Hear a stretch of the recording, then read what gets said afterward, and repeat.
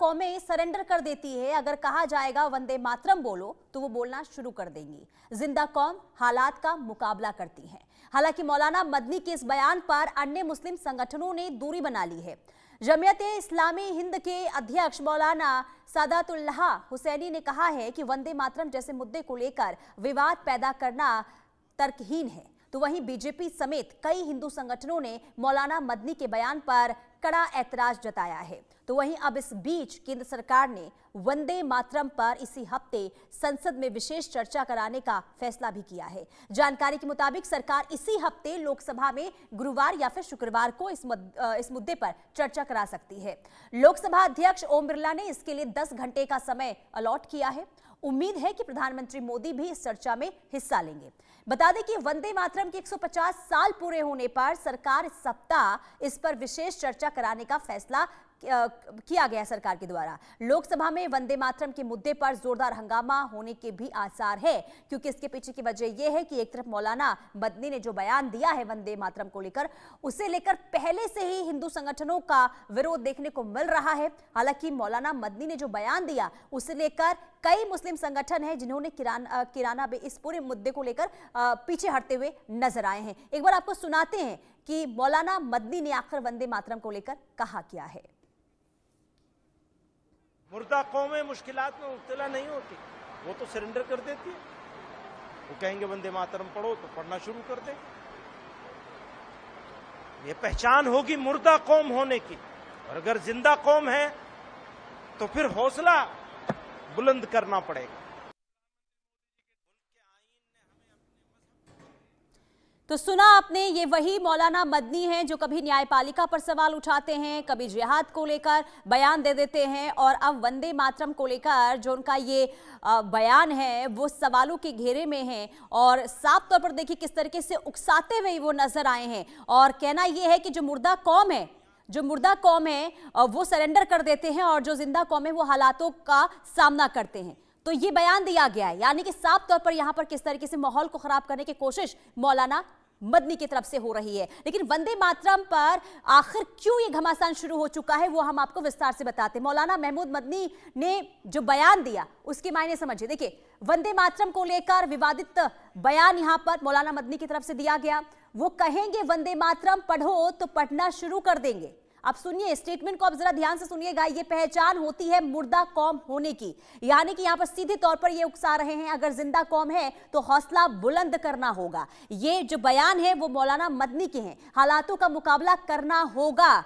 यहां पर किस तरीके से इस पूरे बयान को लेकर देखिए रोष भी देखने को मिल रहा है। हालांकि जो मदनी की तरफ से स्टेटमेंट दिया गया है इसे लेकर अब कई ऐसे मुस्लिम संगठन हैं जो इससे पीछे जरूर हट गए हैं, लेकिन बीजेपी अब हमलावर है इस बयान को लेकर। और सीधे तौर पर यहां पर जो राजनीति है, जो घमासान है वो शुरू होता हुआ नजर आ रहा है। अब देखिए संसद में वंदे मातरम पर चर्चा होगी इसी सत्र में, शीतकालीन सत्र में। वंदे मातरम के 150 साल पूरे होने पर संसद में आपको बता दें कि चर्चा जो इस पूरे मामले को लेकर होने वाली है, समय जो है निर्धारित हो गई है और गुरुवार या शुक्रवार को इस पर चर्चा हो सकती है। चर्चा के लिए 10 घंटे का समय जो है तय कर लिया गया है। और वंदे मातरम पर चर्चा में हो सकता है कि प्रधानमंत्री मोदी भी इसमें शामिल होंगे और पीएम मोदी भी वंदे मातरम पर चर्चा में उनका जो स्टेटमेंट है, जो बयान है वो हो सकता है कि सदन के अंदर वो देते हुए नजर आए। तो कुल मिलाकर इसी हफ्ते लोकसभा के अंदर वंदे मातरम को लेकर चर्चा होगी और ये तो तय है कि चर्चा होगी तो घमासान भी इस पूरे मुद्दे को लेकर देखने को मिल सकता है, क्योंकि प्रधानमंत्री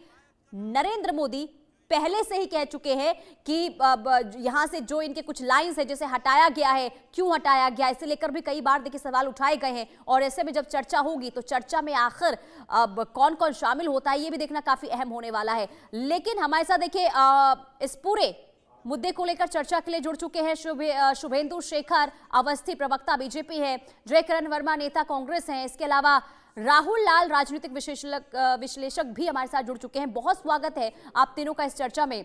सबसे पहले मैं आपके पास आऊंगी जयकिरण वर्मा जी। शुभेंदु शेखर हमारे साथ जुड़े हुए हैं, जाएंगे हम जयकिरण वर्मा के पास। शुभेंदु शेखर अवस्थी जी, मौलाना मदनी ने जो ये बयान दिया है इसे लेकर क्या आपकी पहली प्रतिक्रिया? देखिए, सबसे पहले उनके पिताजी ने जो बयान दिया एक हफ्ते पहले, असरत मदनी ने, और उसके बाद जो जो बयान है महमूद मदनी का, वो बड़ा देश को बंटवारा करने वाला है। 1875 7 सितंबर को ये वंदे मातरम लिखा गया, आजादी की लड़ाई लड़ ली, साथ साथ कहते रहे कि हमने भी आजादी की लड़ाई लड़ी है। उस आजादी की लड़ाई में हर जगह वंदे मातरम कहा गया, पर आज आजादी के बाद भारत माता की जय, वंदे मातरम, मादरे वतन, ये सब कहने को तैयार नहीं है। तो जो ये मानसिकता है देश के अंदर रह रही है, इसको खत्म करने का विषय आ गया। 150 साल हो गए आज। इस 150 साल में यदि कोई ऐसे लोग हैं आज भी जो वंदे मातरम नहीं कहना चाहते हैं, उनको अधिकार ही नहीं है इस देश में रहने का। और इस चीज को बहुत स्ट्रांगली लिया जाना चाहिए। जहां हम सब वंदे मातरम के 150 साल मना रहे हैं, वहीं कुछ लोग ये कह रहे हैं मुर्दा कौम। तो मुर्दा तो आप हो गए दिमाग से, मदनी साहब, मुर्दा हो गए आप दिमाग से, क्योंकि इस देश को बंटवारा करने वाले, इस कौम के झगड़ा करने वाले, इस कौमी एकता को खत्म करने वाले लोग आप हैं। आप चाहते नहीं हैं कि हिंदू मुस्लिम साथ में रहे, हिंदू मुस्लिम का विकास एक साथ में हो। और इसीलिए अब यह आवश्यकता है इस देश में ये तय करने के लिए कि कौन इस देश में रहेगा। यदि इस देश का खाना पीना रहना इस देश में है और वंदे मातरम नहीं कहना है, तो अधिकार नहीं है आपका इस देश में रहने का। और साफ साफ वंदे मातरम को हो, सारे जहां से अच्छा हिंदुस्तान को, मादरे वतन को। पर आपको इन तीनों का अर्थ तो एक ही है। आप पुनीता जी, आप समझ सकते हो कि इनका जो इतनी छोटी चीज के ऊपर ये रिजर्वेशन, ऐसा छोटा रिजर्वेशन, और इनको पनाह देने वाले लोग, इनकी बातों को विरोध ना करने वाले लोग। जब असरत मदनी ने बात ये कही कि पूरे देश में एक वाइस चांसलर नहीं है जो इस कौम का मुस्लिम कौम का हो, और उसके बाद महमूद मदनी ने बात कही, तो राहुल गांधी और कांग्रेस का एक स्टेटमेंट नहीं आया। जो लोग उन लोगों को सपोर्ट कर रहे हैं जिन्होंने विस्फोट किया है, उसके बाद भी कांग्रेस चुपचाप बैठी है, जो हर विषय पे कुछ ना कुछ बोलती है। तो मेरे को लगता है कि पीछे से कांग्रेस का भी यही सपोर्ट है कि यार इन लोगों को उकसाते रहो सरकार के अगेंस्ट में। और ये जो दुर्भाग्य है देश का, इसको ही हम आने वाले थर्सडे या फ्राइडे को तय करेंगे कि कांग्रेस क्या कहता है, वंदे मातरम कहना चाहिए या नहीं कहना चाहिए। राष्ट्रगीत का अपमान करने वाले लोगों को इस राष्ट्र में रहने का कोई अधिकार नहीं है। लेकिन शुभेंदु शेखर अवस्थी जी, शुभेंदु जी, क्या नैतिक और राजनीतिक लिहाज से किसी भी नागरिक पर दबाव बनाना कि वंदे मातरम आपको बोलना होगा, क्या संवैधानिक रूप से सही लगता है? ये बिल्कुल सही है। हम तो पुनीता जी कल को ये कहेंगे कि भारत माता की जय नहीं पाकिस्तान की जय कहना चाहिए, तो क्या संवैधानिक तरीके से ये भी सही है? भारत में जिस देश में रहते हैं उसके कल को ये कहेंगे जनगण मन अधिनायक जय हो, ये नहीं बोलना है इनको, जबरदस्ती नहीं है, तो ये भी मान लिया जाएगा क्या? जिस तरीके से राष्ट्रगान देश का है उसी तरीके से राष्ट्रगीत भी देश का है। और पुनीता जी, मैं बार बार कहता हूं कि ये जो लोग हैं जो इनको भड़काते हैं, ठीक है, इनको ये समझ में आना चाहिए। चलिए शुभेंदु जी, मैं आपके पास लौट रही हूँ। जयकरण वर्मा जी भी हमारे साथ कांग्रेस के प्रवक्ता जुड़ चुके हैं। जयकरण जी, आप सुन रहे थे शुभेंदु शेखर जी को, अब जो उन्होंने कहा कि कहना होगा, यानी कि अगर आपको देश में रहना होगा तो वंदे मातरम कहना होगा। लेकिन उससे पहले जो मदनी ने जो बयान दिया है उसे लेकर मैं आपकी प्रतिक्रिया जानना चाहूंगी। देखिए, आज हिंदुस्तान की, भारत देश की, हमारे इस मिट्टी उस वतन की वो स्थिति माननीय मोदी की और संघ के लोगों ने बना दिया है कि यहाँ क्या खाना है, क्या पहनना है, क्या बोलना है, कैसे चलना है, ये सब भारतीय जनता पार्टी और मोदी अमित शाह के ऑफिस से तय होता है। मैं एक उदाहरण देकर आपसे निवेदन कर लूंगा और बताना चाहता हूँ। अभी हमारे सुहावल तहसील अयोध्या का मैं रहने वाला हूँ। हमारे तहसील में यहाँ बजरंग दल और कुछ संगठन के लोग, कुछ संत महात्मा अपने आप को एक मस्जिद के विरोध में अपने यहाँ पर मौलाना मदनी के बयान को लेकर सुन लीजिए। बजरंग दल के बैनर तले यहाँ तहसील के अंदर बैठ करके धरना प्रदर्शन कर रहे हैं, जहां पर एसडीएम इजाजत नहीं देता। अभी कुछ दिन पहले हम लोगों ने किसान के कांग्रेस के बैनर तले यूरिया खाद के किल्लत को लेकर के, जन समस्याओं को लेकर के, किसानों को लेकर के जब वहां धरना और ज्ञापन देना चाहा, तो इसी सरकार ने, यहाँ के एसडीएम सोहावल ने वहां पर यह कहते हुए मना कर दिया कि तहसील के अंदर कोई धरना प्रदर्शन नहीं हो सकता है। मैं ये कहना चाहता हूं कि ये मौजूदा सरकार, मोदी की सरकार, सिर्फ हिंदू मुस्लिम पाकिस्तान हिंदुस्तान। जय करण जी, अभी मुद्दा कुछ और है, डिबेट हम कर रहे हैं। मौलाना मदनी ने जो बयान दिया है उस पर मैं आपकी प्रतिक्रिया जानना चाहती हूँ। ज्यादा कुछ नहीं है मेरे पास, मेरे सुनिए, नहीं देंगे ज्यादा मेरे पास दुर्भाग्य का दिन नहीं हो सकता है कि जब हमें रोजगार की बात करना चाहिए। जय करण जी, आपने मौलाना मदनी को बयान को सुना, उन्होंने क्या कहा? करनी चाहिए जब हमें इस देश में भाई। जय करण जी, जिस मुद्दे पर आप बात कर रहे हैं, मुद्दे को भटका क्यों रहे हैं सर? अरे किस बात का पाकिस्तान का रोना क्यों हम रोते? पाकिस्तान की हैसियत क्या है? यहाँ पाकिस्तान का नाम लेकर के हम लोगों को क्यों डरवाया जाता है? अच्छा चलिए, जय करण जी, कुछ नहीं है जय करण जी, हिंदुस्तान के सामने पाकिस्तान। अब सुनेंगे नहीं तो डिबेट आगे कैसे बढ़ेगी सर? अब सुन ही नहीं रहे, मुद्दा कुछ और लेकर आ गए डिबेट में।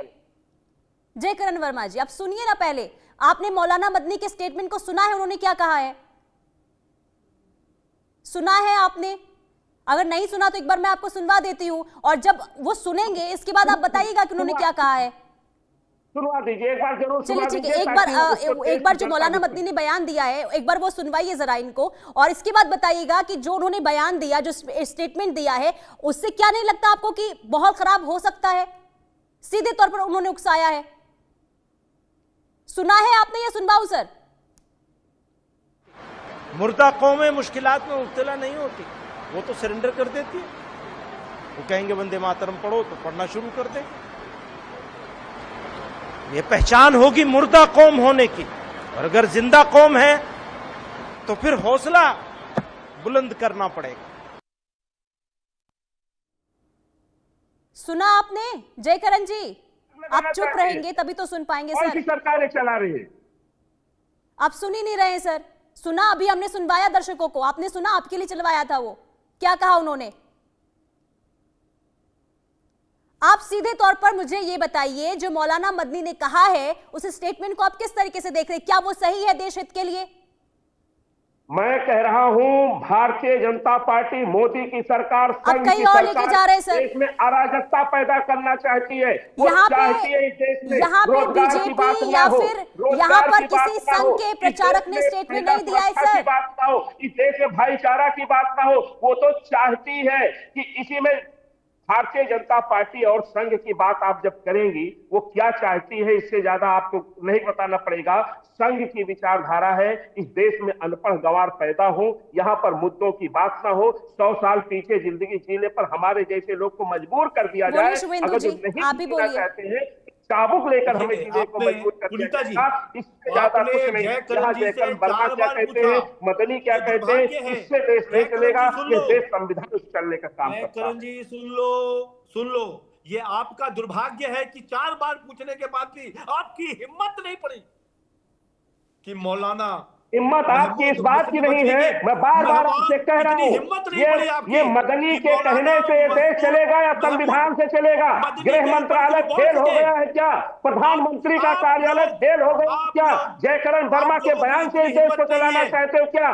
देखिए, इस तरीके से जब आपसे प्रश्न पूछा जा रहा है कि आपका क्या स्टेटमेंट है, तो आप इधर का उधर कर रहे हो। आपको तो बताना चाहिए कि आप मदनी मैं कहता हूँ रोजगार पर चर्चा करोगे कि नहीं करोगे?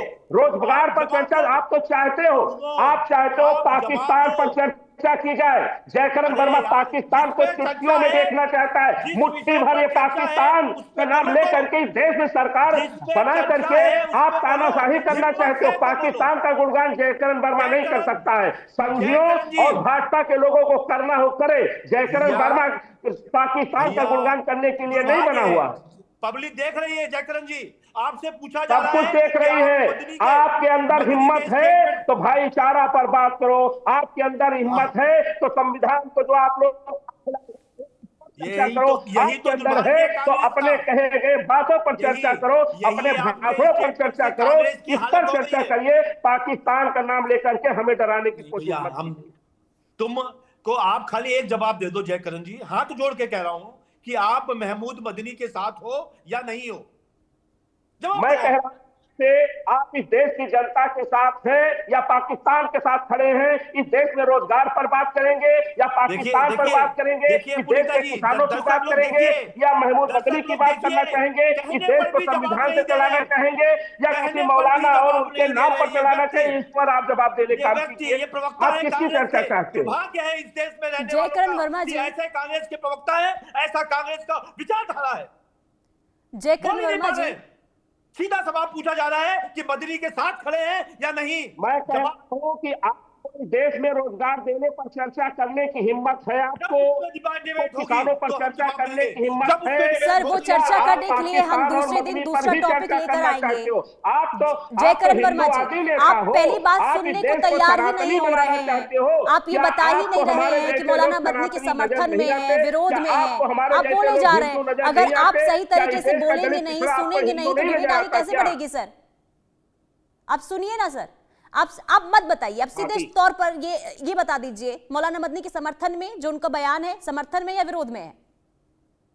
मैं कह रहा हूं मौलाना मदनी के बयान से जयकरण वर्मा का कोई लेना देना नहीं। जयकरण वर्मा का लेना देना है अपने मिट्टी से, अपने अरे वतन सर, से, अपने बीजेपी के देश ध्रुवीकरण की से, अपने राजनीति पे देश तो आप की खुलकर व्यवस्था बोलते हैं। पर। नहीं, मेरी बात है, सर, सुनिए। जब सर, आप पूछोगे पाकिस्तान आप के बीजेपी के जिंदाबाद ध्रुवीकरण की लगाओ, राजनीति पे पाकिस्तान तो का बोलते हैं ना गुणगान सर। करो, तो जयकरण वर्मा कहेगा कि पाकिस्तान मुर्दाबाद है, मुर्दाबाद रहेगा। क्या इस देश के पाकिस्तान का नागरिक नाम नहीं है संघ क्या को सर अच्छा आप? लगता होगा, पाकिस्तान का नाम भाजपा को अच्छा लगता होगा, पाकिस्तान का नाम इनके प्रवक्ताओं को अच्छा होगा। हमारे लिए हमारा वतन है जिसके लिए हम मरने मिटने को तैयार होते हैं। जयकरण जी, अनर्गल बात करके मैं जयकरण अपना जी, टाइम वेस्ट नहीं करना चाहता। जयकरण जी, पाकिस्तान को लेकर मुद्दा कभी होगा, उस पे मैं आपको जरूर बुलाऊंगी, उस चर्चा में भी आप शामिल होंगे। लेकिन आप सीधे तौर पर जो मौलाना मदनी ने ये कहा है, आप कह रहे हैं कि उससे जयकरण का कुछ लेना देना नहीं है। क्या आप इस देश के नागरिक नहीं हैं? आप बीजेपी के हर एक मुद्दे पर बोलते हैं, ध्रुवीकरण की राजनीति को लेकर निशाना साधते हैं, लेकिन यहाँ पर सीधे तौर पर अगर वोट बैंक की बात होती है तो अब चुप बैठ जाते हैं, कुछ बोलने के लिए तैयार नहीं है और डिबेट को किसी और एंगल में लेके जा रहे हैं सर आप। मेरी बात सुनिए, मेरी बात सुनिए। अगर जो मदनी जी का बयान देश हित में है, देश हित में है या उस देश के विरोध में है, ये हमारी सरकारें चुप क्यों बैठी है?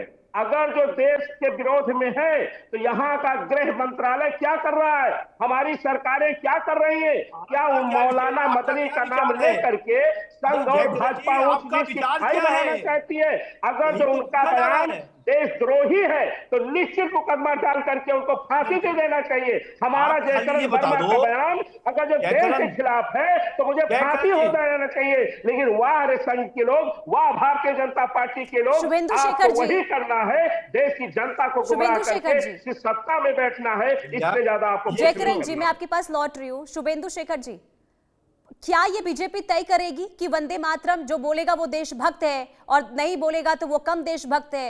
ये क्या बीजेपी तय करेगी क्या?